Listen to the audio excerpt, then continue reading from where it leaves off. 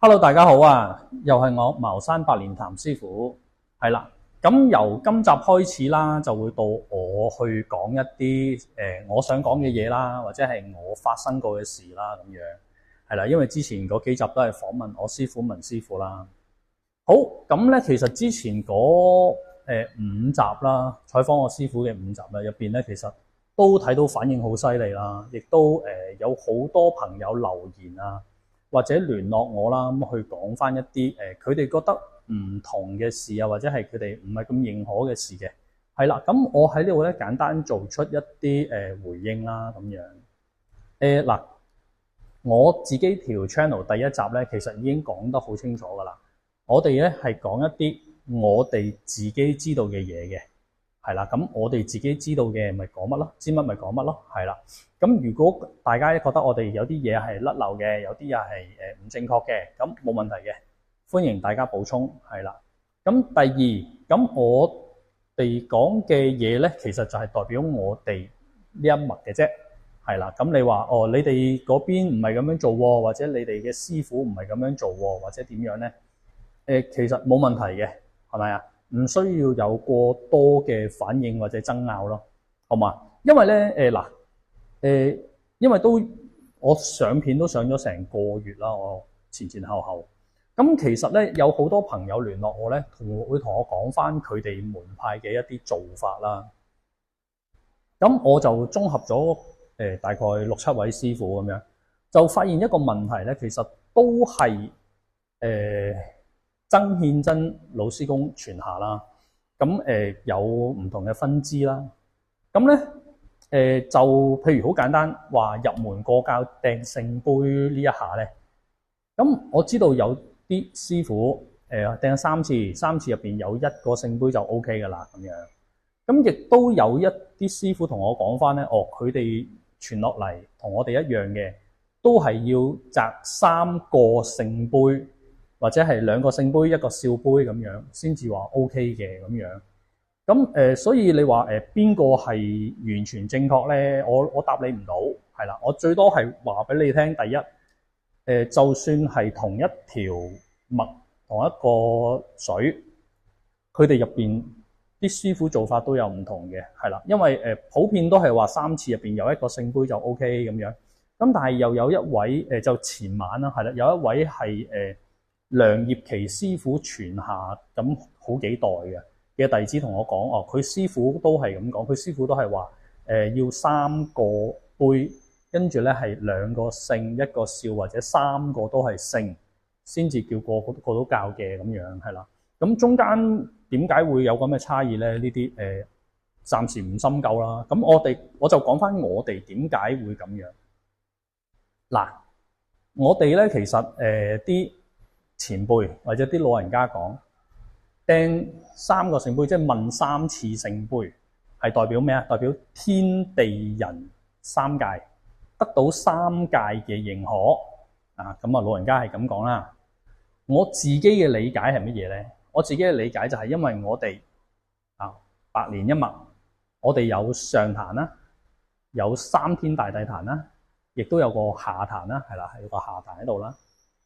咁所以我哋擲3次聖杯，其實係問緊3個壇嘅師公嘅，係啦。咁我自己覺得唔講人哋，我自己覺得唔可以淨係問上壇就代表晒，亦都冇辦法問3天大帝壇就代表晒，更加冇可能問下壇就代表晒，係啦。咁如果係可以代表晒嘅，咁唔使分3個位置啦，啱唔啱啊？集合埋一齊咪得咯。係啦，呢個係我個人嘅見解嚟嘅，係啦。咁我師傅都話天地人咁樣，要叫做禮貌問準3界咁樣，係啦。咁呢個係我哋嘅做法啦。咁再講落去啦，其實我哋呢一水啦，8年啦，同香港現存嘅百年真心啦，我自己其實都認可一啲前輩講話係可以視作兩脈噶啦。點解咧？即係好多法門啊、做法啊呢啲唔多講啦，咁淨係最核心嘅，我哋啲請神咒文啦，係啦，完全唔同嘅，係啦。咁以有幾位前輩同我講翻咧，香港百年真心用緊嘅請神咒文咧，其實同真心教係一模一樣嘅咁樣，係啦。咁呢個大家可以自己去研究啦。因為我個人認為啦，去研究呢啲歷史啊，一啲溯源嘅嘢咧，其實都係修行嘅其中一部分嚟嘅，係啦。你自己去尋找，當你自己去揾到一啲事出嚟去證明嘅時候咧，其實對於你自己對個門派啊，或者對個師門啊、師承啊，係會更加加強個信心嘅，係啦。咁當然有啲人唔需要嘅，我比較單純啲，師傅話俾我聽係點就點，冇問題嘅，係啦，冇問題嘅。好，跟住仲有一個問題啦，就係話有啲朋友啦，可能之前聽到我師傅阿文師傅講話，你淨係一個聖杯就過到係過假教咁樣，咁啊，我聽翻嚟啊，都係聽翻嚟啫。香港就可能有啲弟子去即刻問個師傅啦咁樣。你問我呢一個動作，其實有冇問題？冇問題。但係有一個問題係乜嘢咧？就係其實你作為一個弟子，你自己都對你自己嘅師門或者師傅唔信任，你先會有一個咁大嘅反應。如果你話唔係嘅，我去問嗰時好平靜嘅，大家係討論探討嘅，冇問題。但係如果你係有啲弟子啦，情緒好激動嘅，要點樣嘅咁樣，咁其實我會建議你不如問一問自己個心，係啦，因為始終茅山啦，或者係無論百年或者百年真心都好啦，佢係一個宗教信仰嚟嘅。係啦，首先必須要信咯，係啦，即係如果你都唔相信祖師爺或者師公會扶持你，會幫到你嘅時候，咁其實學緊啲咩咧？係咪？咁呢度會有個疑問咯。咁再講多少少啦，咁其實都希望大家啦，即係所有弟子啦，我唔去深究每一位師傅點樣教啊，或者係學啲咩嘢咁樣。但係我比較建議大家就係除咗你哋修行你哋嘅法門啦，修行你哋嘅你哋流傳落嚟嘅嘢之外咧，其實應該加強一啲自己個心性上面嘅修行，係啦，即係我哋其實嗱，我哋茅山啦，咁啊同道教有好多千絲萬縷嘅關係啦。咁有啲人話不可分割啦。咁道教其實最主要都係教人哋修心平靜，跟住養生啊，求得長生啊，跟住就肉身飛升成聖。咁呢啲係啲傳說啦，係咪？咁 OK，我哋如果要得到平靜嘅時候，其實我哋個心係咪應該都平穩啲咧？情緒冇必要太大嘅波動，係啦。咁再加上再進一步啦，就係我哋係咪可以控制到自己嘅各種慾望？係啦，即係譬如我明白嘅，咁我都要生活，我都要食飯嘅，係啦。咁所以我做嘢我都會收錢，係咪？咁但係個度喺邊度咧？係咪？咁當然有啲人佢可能大食啲，佢要食3碗飯先飽，咁佢可能食多啲。咁有啲人我唔使嘅，半碗飯就飽㗎啦，咁佢咪食少啲咯。咁但係始終有個度嘅。我希望大家唔好俾個慾望去控制咗自己。係啊，學識知足其實係真係得到幸福嘅一個最簡單最快嘅方法。咁再另外啦，就係唔好成日自己放大自己嘅恐懼。咩叫自己放大自己嘅恐懼啊？咁樣明明冇嗰樣嘢就驚嗰樣嘢咯。係啊，即係我喺內地啦，試過見到有啲人啊，好得意，佢哋去揾啲神婆去問事啦，問下點解個女嫁唔出咁樣。咁個神婆就話：係啊，佢有個阿哥出唔到世，咁啊阻住佢，咁啊所以佢結唔到婚咁樣。咁個阿媽信啦，咁啊又做咗啲事啦，做咗啲法事啦。咁跟住下次隔咗幾年都係唔得喎，咁啊又去問。點解佢做咗啦都仲唔得啊？咁樣跟住個神婆又話：哦係啊，佢仲有個細佬出唔到世啊，所以又搞住個家姐，唔俾個家姐結婚啊咁樣。咁個事主啦，即係個女啦，就好驚訝，就即刻問個阿媽：阿媽，我有咁多嘅咩？即係又有阿哥又有細佬㗎？跟住個阿媽係好冷靜咁同個女講：冇啊，冇啊。個女就好驚訝啦。喂，咁阿媽點解你仲信啊？咁樣跟住個阿媽話：你唔好理咁多啦，咁多嘴㗎你咁樣。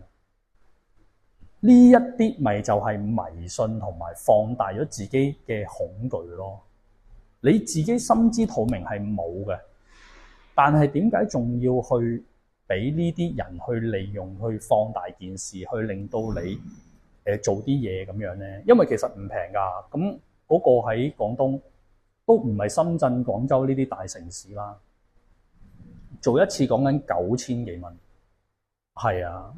咁做完一個又要做一個，又做一個咁樣，咁係咪真係必要咧？咁其實冇必要嘅，冇必要嘅。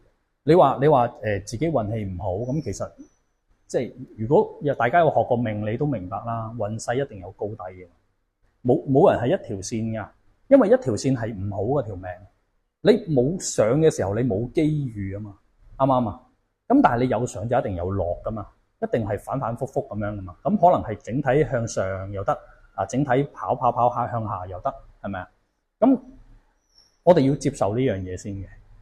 咁但係我哋要做係乜嘢啊？就係當我哋個運好嘅時候，我哋咪努力去將個收益擴大咯。